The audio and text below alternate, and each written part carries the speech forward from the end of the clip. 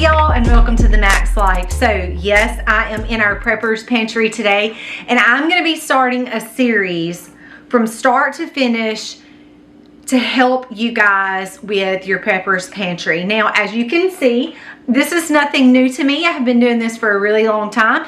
I've shown y'all several different areas already just in the first couple of clips of areas around my house where I have stashes. Now, I know a lot of you guys that have been watching us for a long time have shared with us all through the comments. Some of you guys have sent us pictures and emails and really just encouraged us to say, because of you guys, I have started doing X, Y, and Z, which I think is totally awesome. But for anybody new that may be watching, I'm going to be giving some pointers all the way from if you have never put anything back all the way to some things I think that you guys may not have ever even thought about. So jumping right into having a Prepper's Pantry, I want this video to be a great video for everybody. So starting all the way, I want to start at the very beginning, because even if some of you guys have started this journey, maybe somebody that has not, they really need to kind of think through these things. So I hope that they see this video and I hope they can say, you know what, she's right about that, or you know what, she's right about this. So one of the first questions I would address is this, for somebody that may be watching this who doesn't have a Prepper's Pantry, that says, why would you even need a Prepper's Pantry? So here's the deal, y'all. We all know that between snow and hurricanes, no matter where you live across the United States, whether you're in blizzard weather or you're down in Florida in hurricane central and tornadoes all in between. I know where we live in South Mississippi, we could be in the middle of an ice storm in the winter. We could have hurricanes in the middle of hurricane season, and spring all the way to December we've had hurricanes come through. I've had family that has had their homes demolished by tornadoes the week before Christmas. So here's the thing, you don't ever know what's going to happen. I think a lot of people at some point has experienced maybe a little bit of that in their lives. So here's the thing.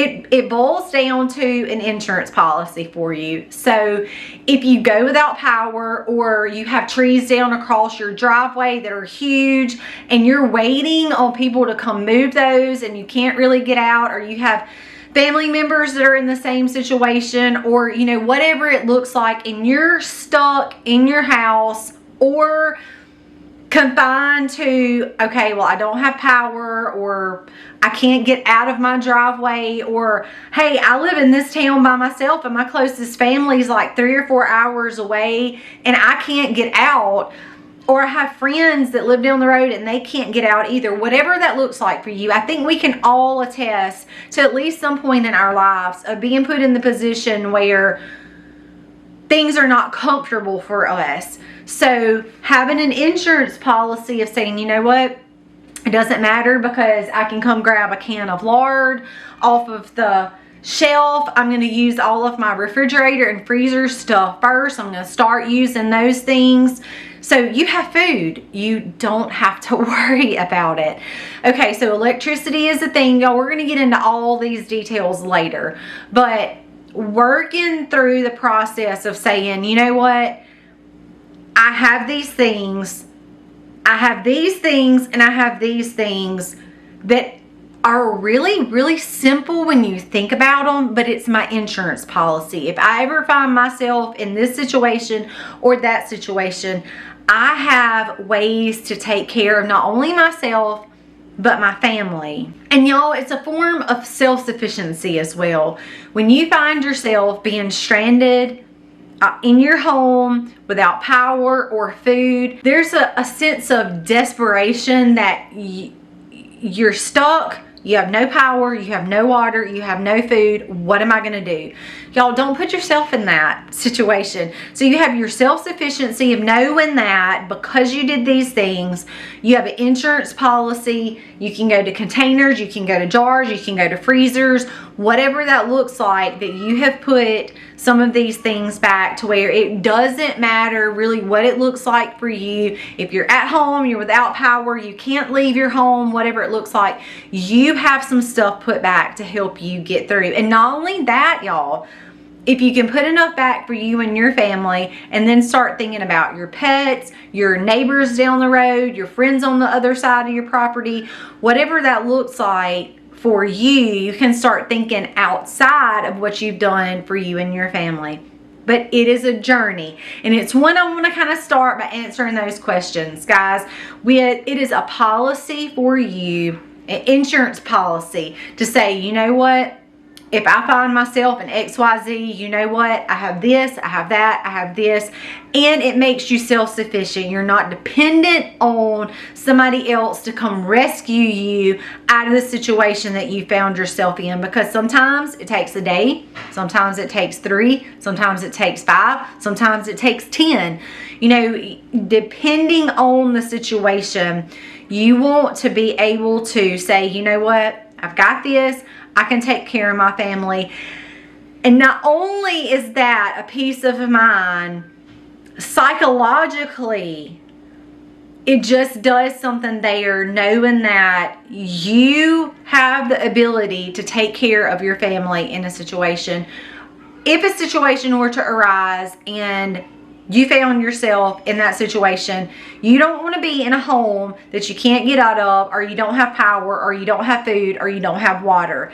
That is not a good feeling. And just by doing these simple things, I think that you're going to be able to see how easy it is, and you will have such a peace of mind about the whole situation. One of the biggest disclaimers I want to say right off the top is this.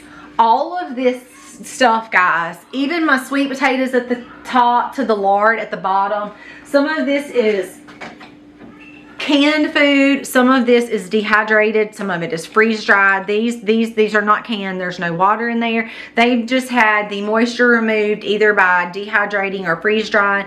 However, these are a little bit different. These potatoes were pressure canned.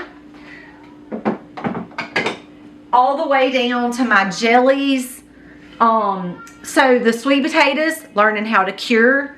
The simple thing like learning how to freeze dry and dehydrate. Y'all, dehydrators you can get now for almost nothing. We're gonna get to all of that, but I wanted to say all of this that I have learned did not happen overnight. All of the stuff that you see did not come from the grocery store, except for the Sure Gel or the Mrs. Wages packets and the Mrs. Wages packets for the pickles. Other than that, everything that you see behind me literally came off of my farm. But it doesn't happen overnight. Not only the planting, the growing, the prepping the soil, the bringing it in, the harvesting, the preserving, all of that has taken time. If you guys have been with me for a really long time, you know that where I'm standing, we converted this side of our garage. I'm going to spin the camera around y'all and let y'all look. This is a cold room. All of this is my Canon stuff. That's extra appliances. Of course, you see all of our freezers. My storage rack for flours, oats, grits. All of that stuff is up there. All the way down to my medicinal section. And all of that section over there in my prepper's pantry is like for putting up foods, our knives for butchering, extra jars, eggs. I have bucket containers. So I'm showing y'all all this to say, I'm not jumping on here saying, hey, y'all get out there and do this when we're not doing it. We are doing it, and we have been doing it for a really long time. So it doesn't happen overnight. And I really want y'all to grasp that, because a lot of people, I'm thinking of putting myself in y'all's shoes. A lot of you guys click on these channels, whether it's homestead or preppers or whatever, whoever y'all watch, and you're like, oh, Oh, and that is great. I want to show you what we have because I want to inspire you. I want to encourage you to start. However, it is one step at a time. It's baby steps. All of this does not happen overnight. So y'all, please understand that before you jump into this, that all of this does not happen overnight. If you go back to the Max channel and go back to like 6 years ago, you will see that actually where I'm standing was our garage. So having this was so important to us that when we closed into our garage, we made one side our laundry room and devoted the whole other side to strictly a prepper's pantry. Because I started, y'all look at this. This was literally where I first started prepping. In my bathroom, putting bottles of water under the bathroom counters and cabinets where I had any extra space, so that I knew if we lost power to our well. And the very first thing I started doing like 10 years ago was just taking bottles of water and putting them in extra places. Y'all, that is some very easy stuff. But I just want you to understand it takes time. Please do not get overwhelmed, and it takes money. So here's the other thing, and we're going to jump into a little bit more details in just a minute. So y'all, please just bear with me. It takes money. This does not happen overnight on time, and it obviously does not happen. Most people do not have thousands and thousands of dollars to close in a whole nother section of their house, or to go out and buy a shelf and then stock it all up with flour the same day, okay? I'm gonna jump into some amazing tips that I have practiced, and that I know other people that have been doing this for a really long time, and I've learned things from them as well as them learning things from me, and it really works, y'all. So we're gonna jump into all of that as well. This is going to be a series of videos building your prepper's pantry, starting from the scratch all the way up, guys, so that you can take care of yourself and your family. So just know that it takes time and it takes money. Now let's start jumping into some of those details to get you started. Now you know why you need a prepper's pantry, and before you even get there, understanding that it takes time and it takes money. Okay, so if you have an understanding of all of the first things that I've just talked about, the very next thing that you need to do, so I would say like this is my number one, before you're ready to take action, the number one thing that you need to address is location. So location is really everything. If you have a section, say smaller than this, please do not go out and buy 2 weeks worth of food and try to get it in your little small half closet. Okay, that's a start. I want you to do those things. I'm just saying, think through your space. Have an idea of what kind of food you can get in your space. Then that will tell you where you can start. Cool, dark environments are the best. Anywhere like a basement, closet, under the bed. So I'm giving you guys some ideas. If you go in your bathroom under the sink, you could store some stuff in there. The top of your closet, say you've got a bunch of junk up there that you haven't touched in years, clean all that out. Get some containers, pack them with food, put them up in the top of the closet. Okay, so that is your first and number one most important thing to do, is find the location that you're going to be working with, and that will tell you if you need to do a day's worth of supply, 3 days worth of supply, or if you can do a week's worth of supply. Then you can start working from there.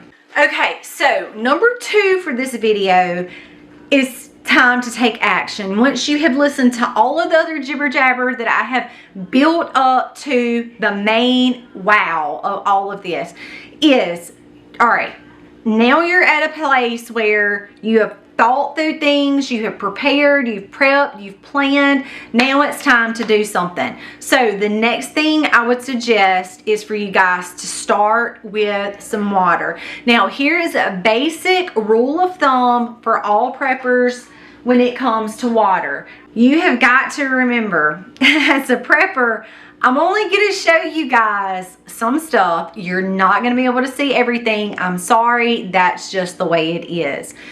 And I'm going to get more into those things deeper into these series of videos. But for right now, we're talking basics of the most basics. And you see 6 gallons of water there and a couple of bottles of, it's a case of water over there. Now, here's a general rule of thumb. 1 gallon of water per person per day in your family. I say start with water, and this is my reason why. You can go days without food. You cannot go days without water, okay? Our bodies depend, all of our organs, our blood pressure, everything depends on drinking water.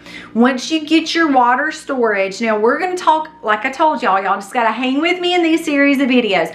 We're gonna talk about ways to use water sparingly.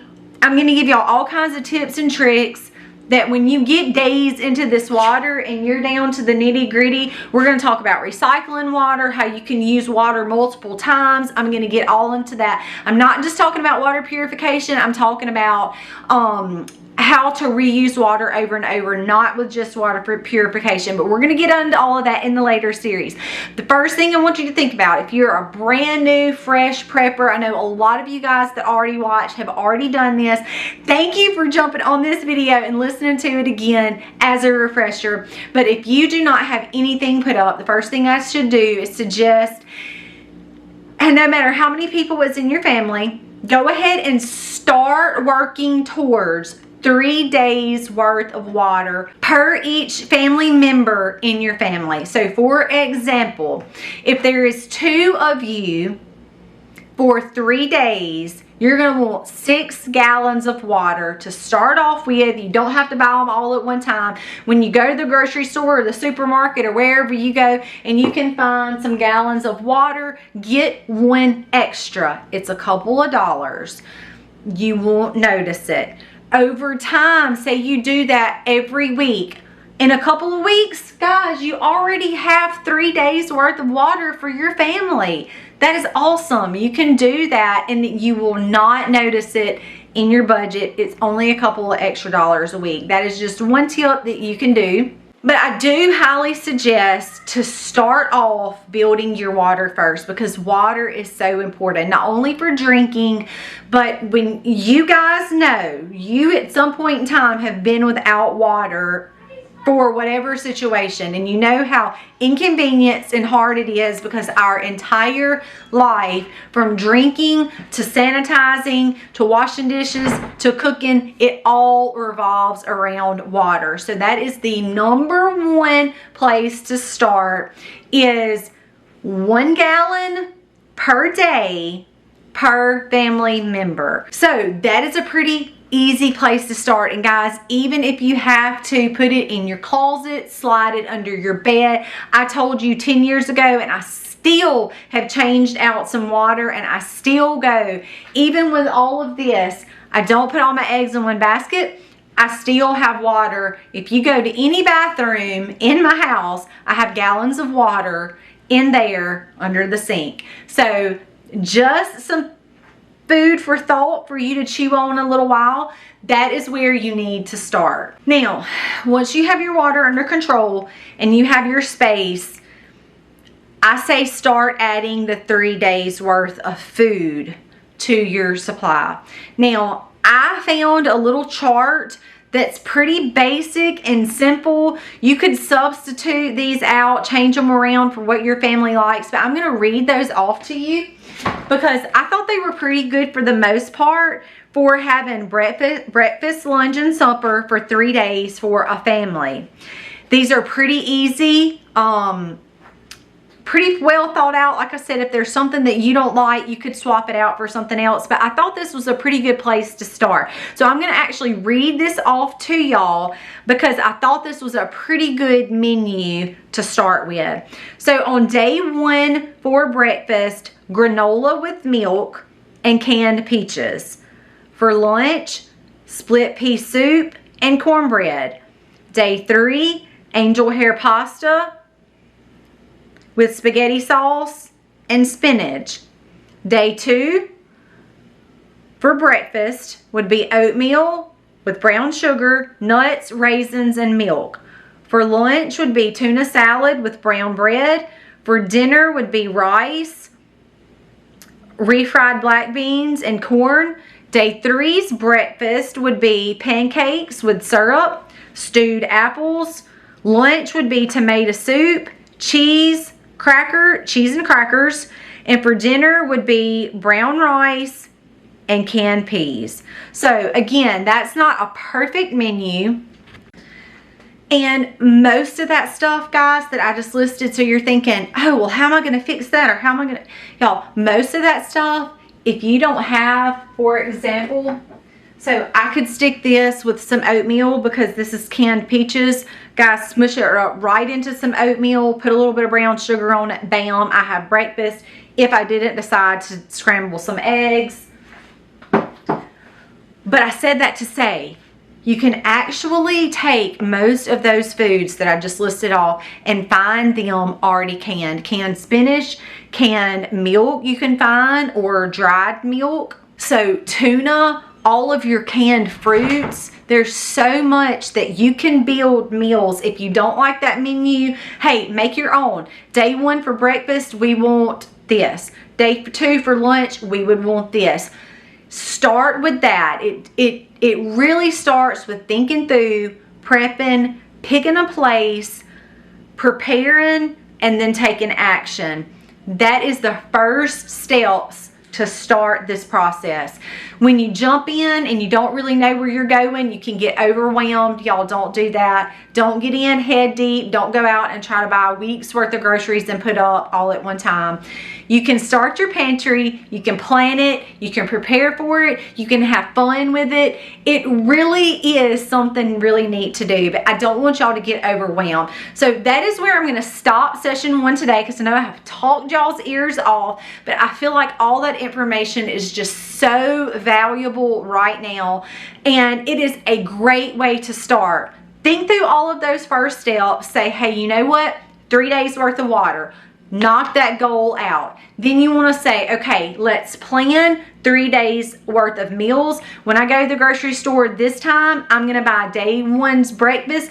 It's going to, or even half of it. Say, I'm going to buy 6 cans of peaches. Okay. Put those up. That'll knock out breakfast for my family for morning 1. It would for my family. If your family is smaller, buy 3 cans. That might even last you 2 days, a can and a half per person. So just kind of start thinking through your family size. It's hard for me to tell you. I don't know what you like, and I don't know how many of you there is, and I obviously don't know what kind of space that you have, but I'm giving you all the tips and the tricks that you need to think through, plan, prepare, take action, and you can have 3 days worth of food and water put up to start your family off with a successful pantry, guys. It doesn't have to be years worth of food. However, the food that you put up can last for years. Whenever you need that piggy bank, you can go smash it out and get what you need. It is such a good security to have. So something else that is critical to remember about planning and prepping your food is this. Try to think about things that doesn't require a lot of cooking. So a lot of the things that I mentioned that were already canned, if you have a can opener, literally it would be a process of opening out the can, minimum of heating it up. Okay, that would be as far as starting a fire, getting some water hot, getting your cans warmed up that way. So you could do that. But here is another great and fantastic way to think along the lines. Is freeze-dried foods, dehydrated foods. Y'all see that I have these, and you see how easy they store. I have these Mylar bags that I have done myself, but even if you don't have a dehydrator or a freeze dryer, guys, you can find freeze-dried foods and dehydrated foods that lay down flat in these containers. They're really easy to store, and many of them, if you get freeze-dried mangoes, freeze-dried apples, whatever, freeze-dried pineapple, the sky is really the limit here. It stores easy. You can literally get it out of the bag and eat it. It is just that easy. Now, some require some water and some require a little bit of cooking, but I'm just telling you to think out along the lines of when you're in this situation, you don't have power. Remember, you're going to be heating up water, maybe to sponge bathe off with, or maybe you're doing water for water purification, so you're boiling, which we're going to talk more about that in the next video.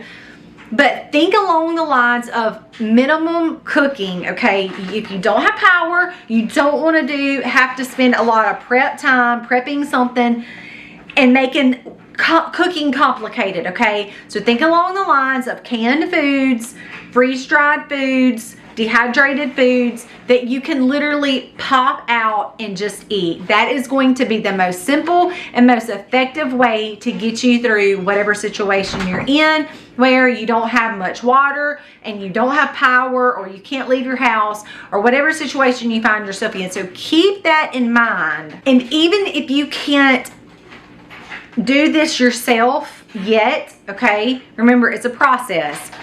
There are many things that you can buy from the grocery store canned. You can buy freeze-dried and dehydrated foods. They're already packaged for you. You would just need to put them in. I actually have some down there as well. That's actually my flowers. But I do have flowers that I don't use, that I'm not actively using, sealed away and sealed off in Mylar bags. Also placed in 5-gallon buckets over there that are sealed off. So I have a double line of defense there. And y'all, those would easily slide under beds, slide in the bottoms of the closet. You could actually put your shoes on top of them. Just get creative, and remember, you don't want to do a lot of cooking. So guys, that is the end of session 1 of starting your Prepper's Pantry. It really is so fun and fantastic. Then you get to look back and enjoy it. Hey, you're going to peek in and you're going to eyeball that, and you're going to say, that is such a peace of mind knowing that if we lose power for X amount of days, I don't have to walk into an empty pantry because I didn't make it to the grocery store before the ice storm come, or before the tornadoes come, or before whatever come that took down the power lines, or whatever that looks like. And you're going to have that peace of mind and security of knowing that you have some things to put back, that if you need to go break that piggy bank and grab that stuff out, you can do that. Guys, thank you so much for tagging along on our very first session or episode of building your Prepper's Pantry. I'm really excited to nosedive in to some more details that we're going to be talking about in our upcoming series of building your Prepper's Pantry. So today was a start off introduction video just to kind of get your feet wet a little bit, get your wheels going up here, and I cannot wait to share with you some of the things that we've done, some of the things that I've learned, and give you tips and tricks that you may not have ever thought about. So I found it real interesting on my storm prepared video, some of the things that I listed in a very easy, simple backpack. Guys, if you have not watched that video, go check it out. It is so easy to do, very cost effective, and it might be something that you need to just grab when a storm is coming. And a lot of you guys were surprised to hear a whistle. Put a whistle in your backpack. That is just for if you were to get trapped, you would have a way to notify first responders that may be further away from you, that yelling would not get their attention. So just little things like that, that, you know what, if we don't do it or we don't have it put back, we have read and we've studied and we've looked at different books and we've listened to lots of different people, and it has built a mountain of knowledge. And you know what, guys, we don't want to just hoard that to ourselves. That's why we do this thing called YouTube, so we can share with you guys. So thank you for hanging out in this first session. As a lot of you guys, I know that you're watching us, you've already done this, but thank you for tuning in. Please share it. I want to encourage other people to learn how to do this. It's not overwhelming and nearly as stressful as you think if you do it the right way. But I really can't wait to tell y'all about some of the other things in the upcoming episode, so y'all stay tuned. Today was starting our Preppers Pantry, but we're going to be diving into some really, really neat details about Preppers Pantry that I think that you guys will enjoy. So until next time, God bless and happy homesteading, y'all.